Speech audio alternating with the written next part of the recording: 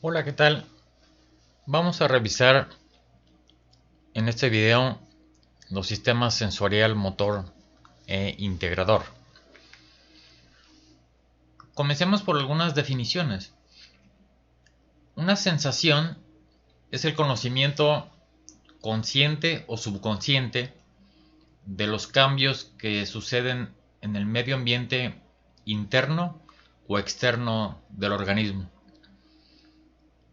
La naturaleza de la sensación y la reacción que va a provocar varía precisamente hacia dónde van esos impulsos en el sistema nervioso central.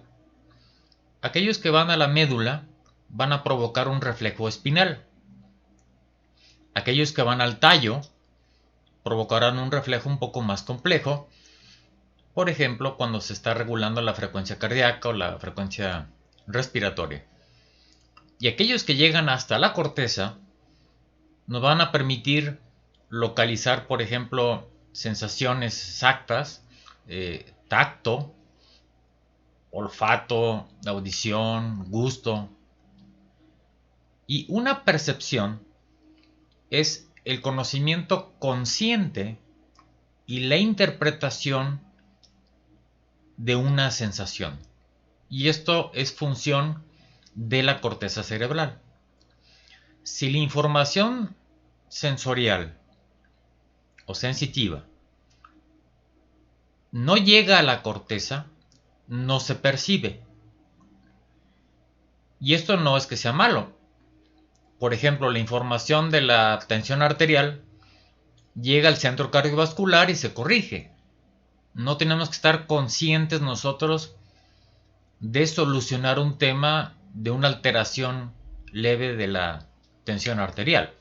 Se hace de manera automática. Cada tipo de sensación en particular se le conoce como modalidad sensorial. Y está tacto, dolor, visión, audición como ejemplos. Y cada neurona sensorial lleva la información de cada modalidad. ¿Qué quiere decir esto?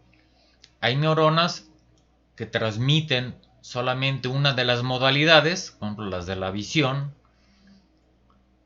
y no son las mismas neuronas las que transmiten las de la audición.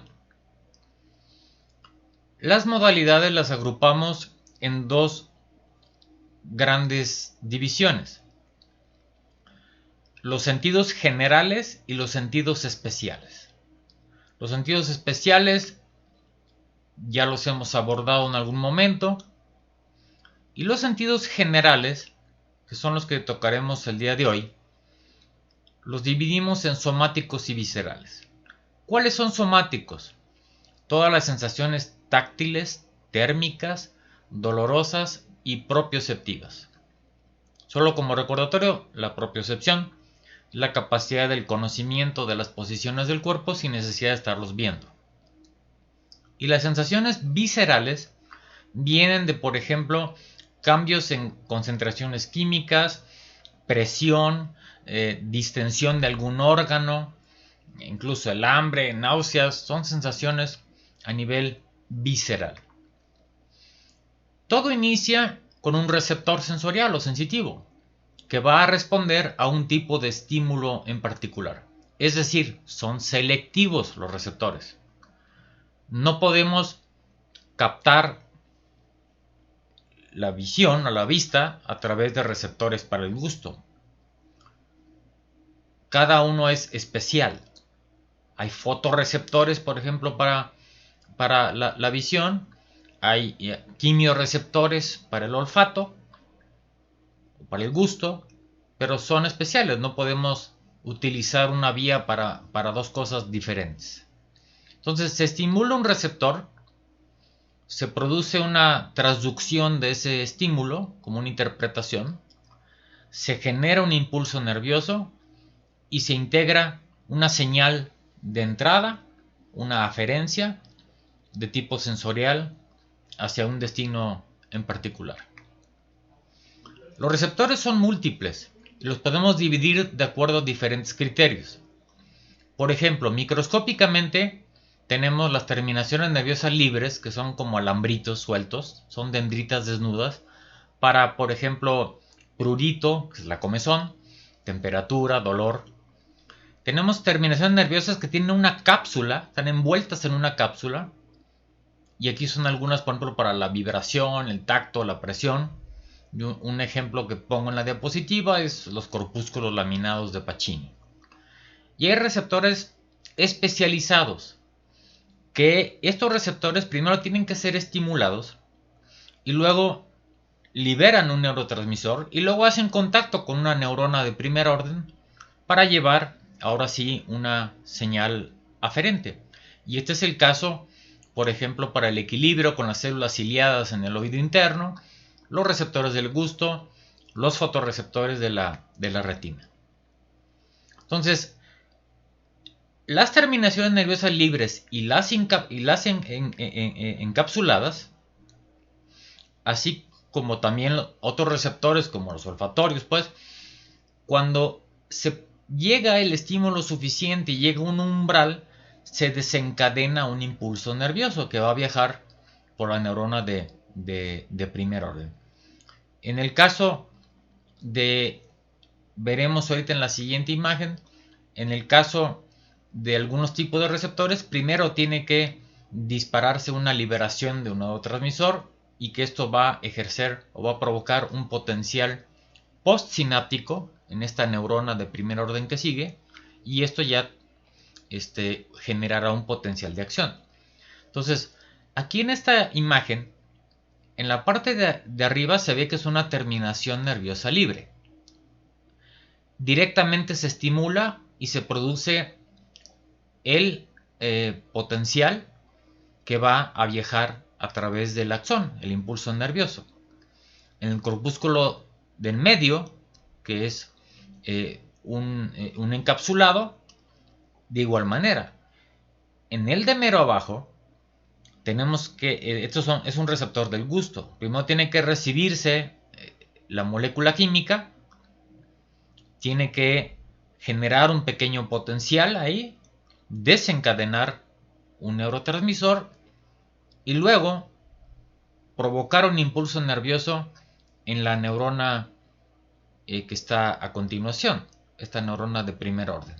Entonces, en uno la conexión es, vamos a llamarlo directa, y en otros será de manera indirecta, pero bueno, la aferencia siempre viajará por una neurona que vamos a llamar de primer orden.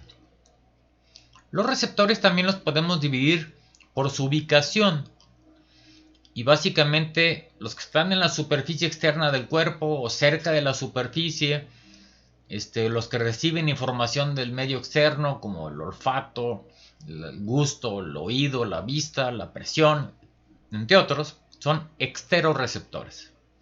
Los que están adentro en las vísceras, en los vasos sanguíneos, que están monitoreando toda la actividad interna del medio ambiente interno, son interorreceptores.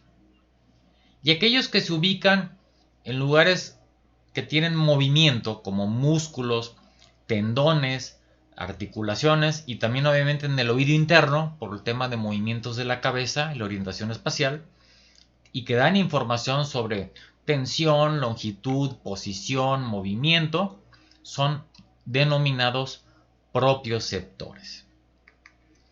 De acuerdo al tipo de estímulo, también podemos hacer una clasificación.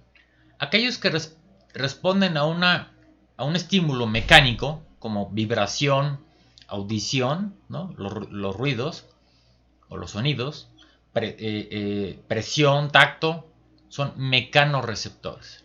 Los que responden a la temperatura son termorreceptores. Los que responden al dolor se conocen como nociceptores o nocioceptores. Los que responden a la luz son fotorreceptores. Los que responden a cambios químicos, como el gusto y el olfato, son quimiorreceptores. Y aquellos que dependen de la presión osmótica serán osmoreceptores. Entonces, si nosotros aplicamos un estímulo de manera sostenida sobre un receptor, llega un momento en que la frecuencia de impulsos nerviosos que se producen va disminuyendo. Y puede ser incluso que la percepción de este estímulo se debilite o incluso desaparezca. O sea, si yo a alguien le doy un apretón de manos muy fuerte y sostengo la presión, de momento va a sentir el apretón. Pero si sigo apretando, como es un estímulo repetitivo o sostenido, va a llegar un momento en que como que se acostumbra. Y precisamente los receptores se acostumbran, se adaptan. Hay algunos que se adaptan rápidamente y otros lentamente. Curiosamente, algunos o la diferencia estriba en la importancia. Y me refiero a términos de que la transmisión tenga que darse. Por ejemplo, ¿por qué un receptor al dolor se adapta lentamente? Pues porque el dolor es un estímulo nocivo. Tiene que tardar, o sea, digo, no puede haber un retardo. Entonces la adaptación es lenta. Tiene que seguirse dando el estímulo. No es que me acostumbre a algo a que me estoy clavando un cuchillo. En cambio, por ejemplo, la presión o el tacto o el olfato de algunas otras cosas, pues bueno, de momento no es una urgencia. Ahora tampoco se tarda, o sea, la transmisión se da, pero si sigue el estímulo, pues si me acostumbro a un olor feo de manera rápida, bueno, no está por demás. En cambio, no me debo de acostumbrar a estar recibiendo dolor, o si existe un cambio en la composición química de la sangre que pone en peligro la homeostasis, pues tampoco debe de haber una lenta adaptación. Debe de estar persistiendo la sensación y se debe estar capturando, captando. Las sensaciones somáticas son precisamente las que vienen de la estimulación de receptores sensitivos que generalmente están en la piel, tejido subcutáneo, las mucosas, los músculos, tendones, articulaciones y el oído medio. Y los receptores los vamos a encontrar en diferentes lugares. Y hay 4 modalidades de sensaciones somáticas: la táctil, la térmica, la dolorosa y la propioceptiva. Y analizaremos cada una de ellas. Comencemos con las sensaciones táctiles. El nombre aparentemente nos indica que es nada más tacto, pero no, también incluye presión, vibración, prurito, o sea, la comezón, incluso el cosquilleo, las cosquillas. Hay diferentes receptores táctiles a nivel de la piel. Por ejemplo, para el tacto están los de corpúsculos de Meissner, están los corpúsculos de Pacini, están los plexos de la raíz del pelo, que hemos comentado en alguna ocasión. Están los discos de Merkel, que también se llaman mecanorreceptores tipo 1, los corpúsculos de Ruffini o mecanorreceptores tipo 2, y ahí está dando precisamente en el nombre para qué son. Y finalmente las terminaciones nerviosas libres. Todas estas las incluimos en las táctiles. El tacto en especial, obviamente los receptores estarán en la piel y el tejido subcutáneo. Y podemos hablar de tacto grueso, que es percibir el contacto con un objeto, pero no determinamos el tamaño preciso o características especiales, simplemente que sí hay un contacto. Y el tacto fino nos da una información más específica acerca de este estímulo. ¿Qué receptores participan en el tacto? Los de Meissner, los folículos pilosos, o sea, los del plexo de la raíz del pelo, y los mecanorreceptores, los tipo 1 y los tipo 2. Aquí podemos ver los de Meissner, que son unas masas ovoides, encapsuladas, tienen rápida adaptación y los encontramos en mayor presencia en los pulpejos, en los dedos, pues, en manos, párpados, labios, pezones, punta de la lengua, plantas de los pies, clítoris y glandes, zonas muy sensibles. Plexo de la raíz del pelo. También son de rápida adaptación, son terminaciones nerviosas libres, como puede verse en la fotografía a la derecha, y detectan movimientos precisamente en la superficie de la piel, incluso los movimientos de los pelos o de los vellos. Los táctiles de Merkel, que son también llamados mecanorreceptores tipo 1, recuerden que están asociados a células de Merkel, que están en la piel. Y tienen una forma de disco y los encontramos en los pulpecos, en las manos, en los labios y genitales externos. Los corpúsculos de Ruffini o mecanorreceptores tipo 2 son alargados, encapsulados, están un poquito más profundos en la dermis, ligamentos, tendones, en las palmas, en las plantas de los pies y son sensibles al estiramiento. Cuando movemos los dedos o movemos una extremidad, estos se estiran. Entonces aquí tenemos todos los corpúsculos o todas las terminaciones nerviosas que podemos encontrar a nivel de la piel. Aquí están los nociceptores. Aquí hay un mecanorreceptor tipo 2 o uno de Ruffini. Aquí uno de Pacini. Aquí no se alcanzan a ver mucho los mecano tipo 1 o de Merkel. Voy a hacer un pequeño acercamiento, a ver si lo podemos ubicar mejor. Bueno, mejor un poco, pero no tanto. Está ahí el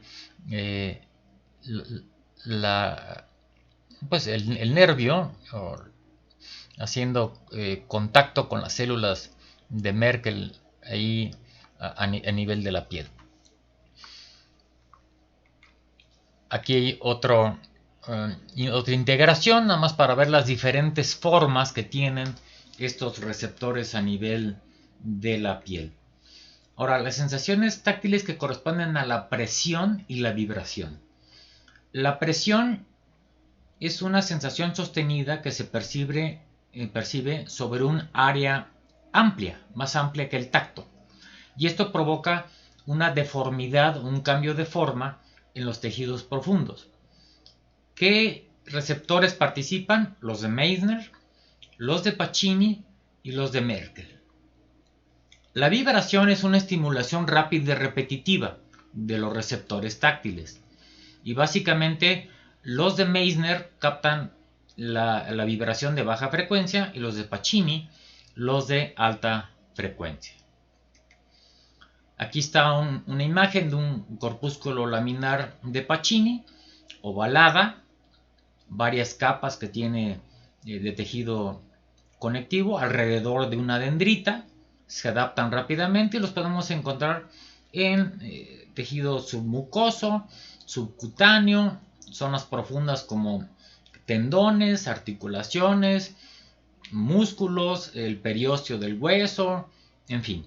Entonces, esta es una imagen. Las sensaciones térmicas obviamente tienen que ver con la captación de la temperatura, tanto frío como calor. Los receptores del frío están más ubicados superficialmente y los del calor más hacia la dermis. Son de rápida adaptación y como pueden ver en el dibujo a la derecha, son terminaciones nerviosas libres. Las sensaciones dolorosas, que ya les pusimos el nombre, son nociceptores, son terminaciones nerviosas libres y están presentes en todos los tejidos excepto el cerebro. Y se pueden activar ya sea con un estímulo mecánico, un estímulo químico, un estímulo térmico. Y es como se captan estos diferentes estímulos que ocasionan dolor. Hay una división que se menciona de dolor rápido y lento. O sea, el rápido es un dolor agudo, punzante, penetrante. Y en cambio el lento es un dolor sordo, pulsátil, crónico se le llama, ¿no? O quemante. Entonces, cuando se estimulan los receptores cutáneos, bueno, estamos captando el dolor somático superficial. Cuando estamos hablando de articulaciones, tendones, músculos, estamos hablando de un dolor somático profundo. Y cuando hablamos de vísceras, pues es un dolor llamado dolor visceral. Ahora, no siempre se siente el dolor exactamente donde está el órgano que ha sido estimulado. Si sí es en ese justo lugar, se llama dolor localizado. Cuando no lo es, se conoce como dolor referido. Muchas veces, y estoy seguro que han escuchado que, por ejemplo, un dolor, y me paso a esta diapositiva, un dolor a nivel de una úlcera, por ejemplo, a nivel del duodeno, puede inclusive doler atrás en la espalda, o incluso de la vesícula biliar, o el clásico dolor del infarto agudo al miocardio, que aparte de sentirse en la parte frontal, también se corre por la parte interna del brazo y el antebrazo y llega hasta los dedos, ¿no? O el típico dolor de un cólico renal que baja, ¿no? Y se va por todo el costado e incluso puede llegar hasta las zonas genitales. Entonces, a esto se le llama dolor referido. Quiere decir que no precisamente donde duele es donde está el problema. Puede ser un dolor referenciado de otra ubicación en específico. Las sensaciones propioceptivas, ya les había comentado que es conocer la posición de los miembros, o sea, las extremidades, la cabeza, y también capta el movimiento. Y precisamente la percepción del movimiento se conoce como sinestesia. Y estos propioceptores son de lenta adaptación, nos permiten otras cosas como discriminar el peso. Agarra uno dos piedras, ¿no? y ver cuál pesa más, ¿no? O 2 libros. Y hay 3 tipos de receptores. El llamado uso muscular, que está en los músculos, los llamados órganos tendinosos o también de Golgi, que están en los tendones, y aquellos que están en las articulaciones, que se llaman receptores sinestésicos. Entonces, el uso muscular está en el músculo esquelético y tiene unas fibras paralelas a las que tiene el músculo, detectan el estiramiento. Tienen otras fibras especializadas, no voy a entrar en detalle, pero componen pues este uso muscular en general. El órgano tendinoso de Golgi está en la unión del tendón con el músculo. Envuelve algunos fascículos tendinosos con fibras de colágeno. Hay terminaciones nerviosas que atraviesan la cápsula de este órgano tendinoso y lo que hace es que participa, uno, en los reflejos tendinosos y dos, protege a los tendones o los músculos si en algún momento hay una tensión excesiva. Aquí podemos observar, y voy a hacer un pequeño acercamiento. Aquí está el uso muscular dentro de las fibras del músculo y en este otro lado encontramos el órgano tendinoso de Golgi dentro del tendón para precisamente estar captando lo que sucede a nivel de los tendones. Los receptores sinestésicos están alrededor de la cápsula articular de las articulaciones de tipo sinovial. Son terminaciones nerviosas libres. Hay también mecanorreceptores de los tipo 2 de Ruffini para responder a la presión. También hay de Pacini, que estos responden a la aceleración y desaceleración que sucede cuando una articulación está en movimiento. Entonces, estos ligamentos articulares también contienen receptores muy similares a los órganos tendinosos para ver la tensión a nivel de los ligamentos que participan en la estabilidad y movimiento de muchas articulaciones. Entonces, en este cuadro que les dejo vienen todos los receptores al lado izquierdo, los táctiles, los termorreceptores, los nociceptores, los propioceptores, los diferentes tipos que encontramos, donde los ubicamos, que ya hemos mencionado, la sensación que cada uno de ellos capta y su velocidad de adaptación. Entonces pueden ponerle pausa al video y este resumen lo pueden consultar con calma o en el texto.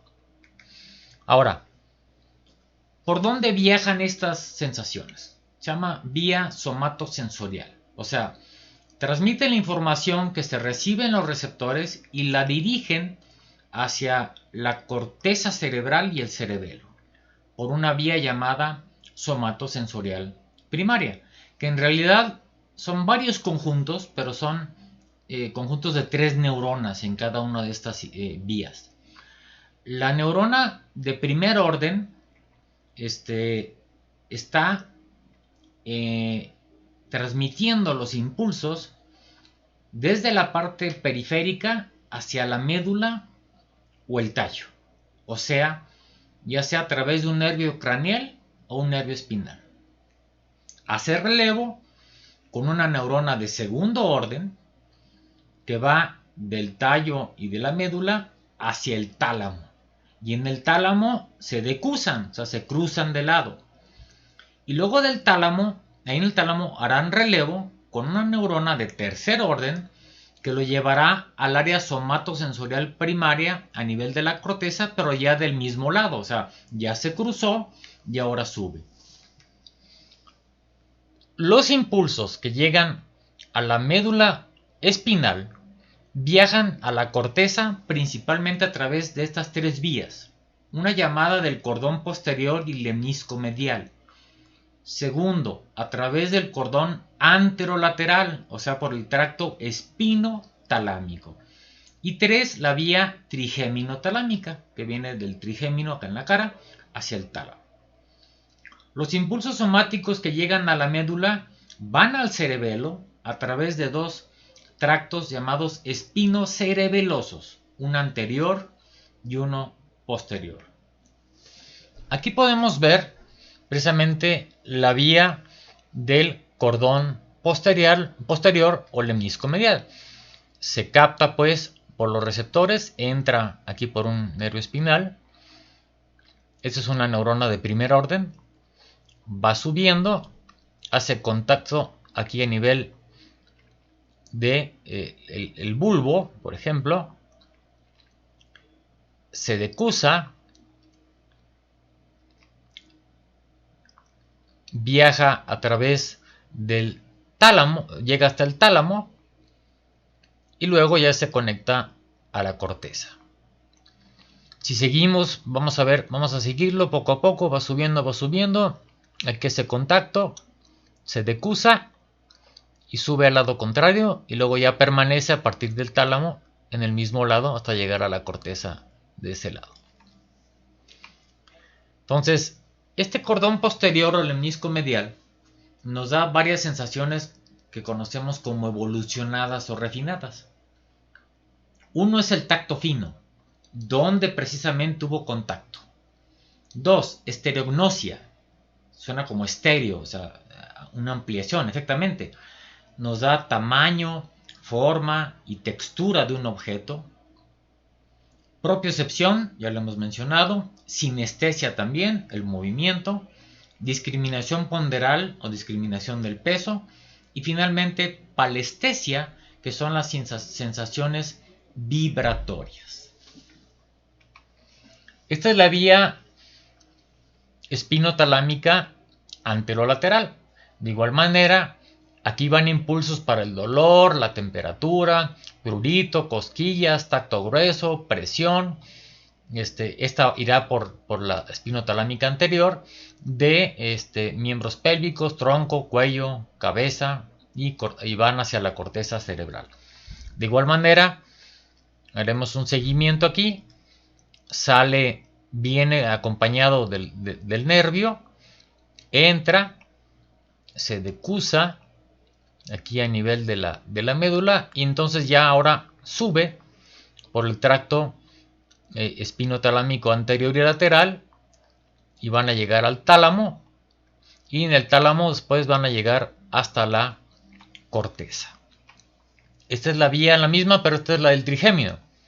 Las sensaciones somáticas de la cara, cavidad nasal, oral, los dientes y que lo lleva hasta la corteza. De igual manera hay una decusación y un ascenso hasta llegar a la corteza cerebral. Y en la corteza está el área somatosensorial primaria. El área somatosensorial primaria, precisamente, esta es una representación que se conoce como el homúnculo, donde representa en la corteza la parte del cuerpo de la cual se reciben más impulsos sensoriales. Por eso, por ejemplo, los labios se ven como un tamaño más grande porque son una zona muy sensible, ¿no? La mano también es un poco más sensible que otras partes del cuerpo. Entonces, esto es lo que quiere representar el homúnculo. Ahora, al cerebelo comentamos que eran dos tractos, espino cerebeloso posterior y el anterior. Y aquí se transmiten impulsos que tienen que ver con la postura, el equilibrio y la coordinación de movimientos precisos. Recuerden lo que hace el cerebelo, ¿no? Ajusta los movimientos. Ahora, viene ahora la vía de bajada, la vía somatomotora. Son las neuronas motoras que van ya sea del tallo, la médula, hacia los músculos esqueléticos. O sea, son neuronas motoras inferiores porque sus cuerpos están en el tallo o en la médula. O vienen de los núcleos de pares craneales hasta los músculos de la cara, cráneo. O desde la médula hasta los músculos del tronco y las extremidades. Como hay una sola vía aferente del sistema nervioso central hacia las fibras musculares esqueléticas, a esta se le llama la vía final común, porque es una sola vía de bajada. Ahora, estas aferencias hacia las neuronas motoras ya es una información que ha sido integrada. Porque primero, de todas las interneuronas que están cerca del tallo y de la médula, se van recibiendo información de los nociceptores, los usos musculares, de partes cerebrales superiores, y van a ayudar a coordinar una actividad muy precisa de grupos musculares. Entonces, depende de que reciba primero información de circuitos neuronales locales. Luego, va a recibir información que vienen desde la corteza por parte de neuronas motoras superiores. Viene de la corteza, por ejemplo, cuestiones para planear, iniciar, dirigir movimiento, de varios núcleos, como el núcleo rojo, vestibular, los colículos, la formación reticular, del tallo, que nos da información del tono, la postura, la posición de la cabeza, la posición del cuerpo. Va a recibir también información de neuronas que vienen de la región de los ganglios basales. Y estos son para iniciar y finalizar movimientos o inhibir movimientos involuntarios y establecer el tono muscular. Y también van a recibir información del cerebelo. Entonces, hay circuitos que conectan al cerebelo, ¿sí? Y que esto nos ayuda a monitorear, ya dijimos, movimientos no deseados o el movimiento deseado versus el que se realizó y que se puede ajustar. Entonces, ya viene refinada e integrada esta eferencia. Y aquí lo pongo en esta diapositiva. Aquí ponemos primero el punto número 1, todos los circuitos locales. Pero vean, viene desde la corteza información. Viene también acá de los ganglios basales. Viene información del cerebelo. O sea, toda esta vía común, que ya es una respuesta unificada, ya recibió información de diferentes partes. Cerebelo, ganglios basales, neuronas motoras superiores y las interneuronas alrededor del tronco y la médula para dar ahora sí una respuesta final común que va a ir a un músculo esquelético. Entonces, ¿cómo se organizan las vías de la neurona motora superior? Bueno, los axones de las neuronas motoras superiores vienen desde el encéfalo a conectarse a las neuronas motoras inferiores y viajan por dos vías. Una llamada la vía motora directa o la vía piramidal que viene directamente de la corteza y va por estos tractos, los córtico-espinales y el córtico vulvar. Y dos, la vía motora indirecta, también llamada extrapiramidal, porque no pasa por las pirámides ahí a nivel del tallo. Este viene de centros motores del tallo que han recibido la información de los ganglios basales, el cerebelo y la corteza, y bajan a través de estos tractos que estoy mencionando. Rubro espinal, que viene el núcleo rojo, tecto espinal, vestíbulo espinal y los retículos espinales. Entonces, esta es la organización de las vías de la neurona motora superior en su conexión con la neurona motora inferior, que será la vía común. Y este es el mapeo del área motora. Igual, este homúnculo es la representación a nivel de la corteza de cuánta parte está involucrada en movimiento. Y por ejemplo, la mano tiene un tamaño mucho mayor representado que un pie.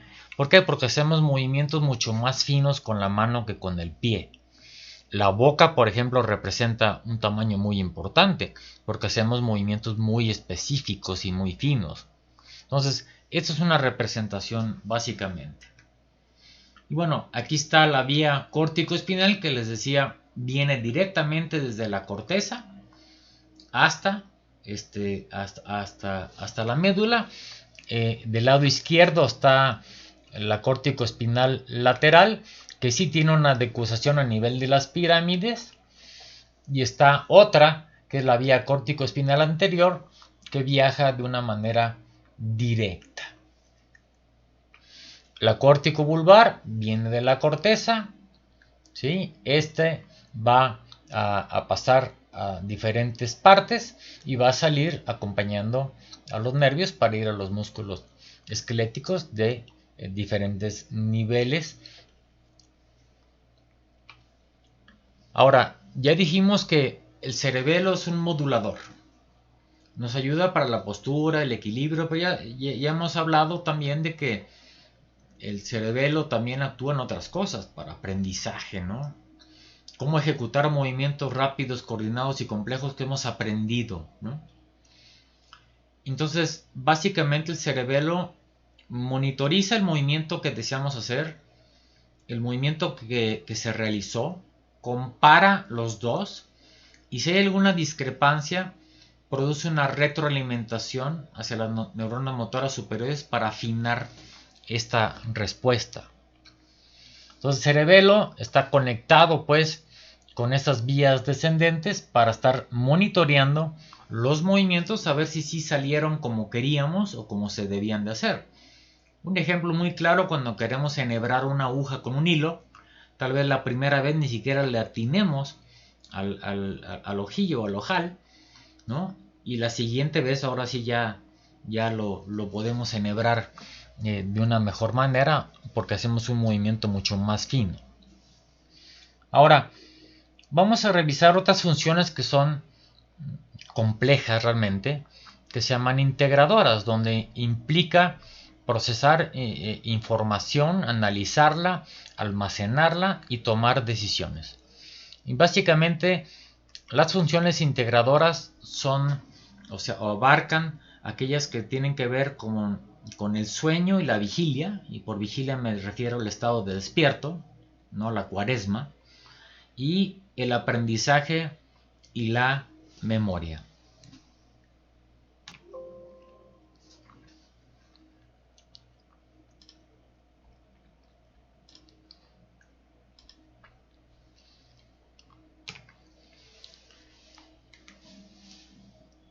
Ustedes saben que obviamente los seres humanos dormimos y despertamos siguiendo un ciclo de 24 horas.